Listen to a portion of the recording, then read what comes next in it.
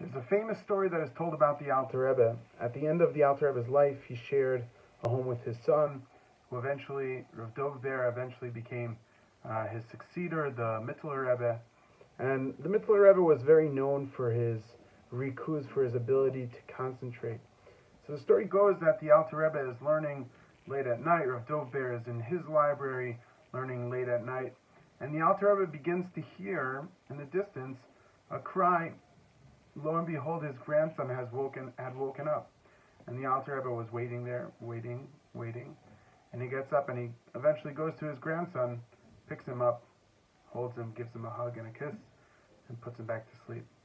And he walks into Rav Dov Ber's office where he was concentrating on his learning. And he tapped him on the shoulder and he said, Rav Dov Ber, your son is crying. What happened?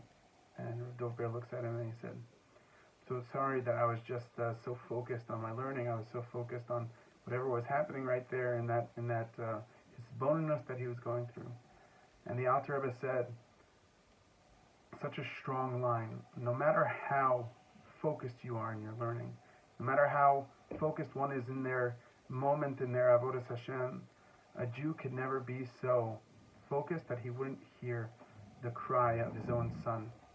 And I think that's what this week's Parsha is telling us, as the Parsha opens up with the story of Avram Avinu.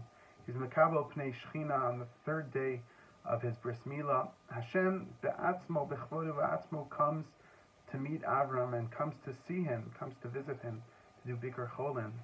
And lo and behold, as Hashem comes to visit him, there's three Yishmaelim, three Malachim that walk by. Avram doesn't know who they are, but he says, hold on Hashem, let me go, and let me do Hachnasas Orchim. And Rashi famously points out the Midrash that says, go Hachnasas Orchim, Mikabalas Pnei Shechina. And that's the idea that Avram Avinu is trying to teach us, that a Yid and a Jew needs to be sensitive to the people around him. His Avodas Hashem can't totally take over his life in a way in which he's not sensitive to the others around him. So we should all be Zochem with Hashem through these parshios of Avram, to connect to the Dmus of Avram, the Chesed of Avram, and recognizing that Chesed is really what HaKadosh Baruch Hu wants from us all. Have a beautiful Shabbos.